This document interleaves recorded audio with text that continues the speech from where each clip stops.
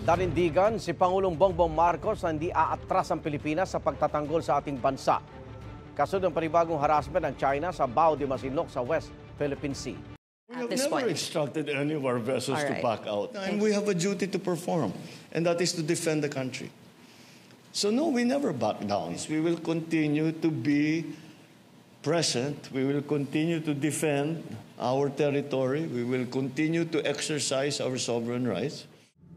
Kahapon, tinarget ng water cannon ng China Coast Guard Vessel 3104 ang BRP Suluan ng PCG. Nakaiwas ang BRP Suluan. Patuloy itong hinabol ng CCG 3104 mula sa kaliwa. At Chinese Navy ship naman 164 mula sa kanan. At sa gitna ng mabilis na bulan, nagkabanggaan ng dalawang barko ng China. Gitang Pangulo, depensa lang ang ginawa ng Pilipinas at hindi naghahamon ng gulo sa West Philippine Sea. We do not intensify our operations, we just respond. Hindi naman tayo aggressive eh. Ano lang tayo, dumidepensa lang tayo. Wala tayong interes na pasukin kahit sino, na puntahan na kahit sino, sugurin kahit sino.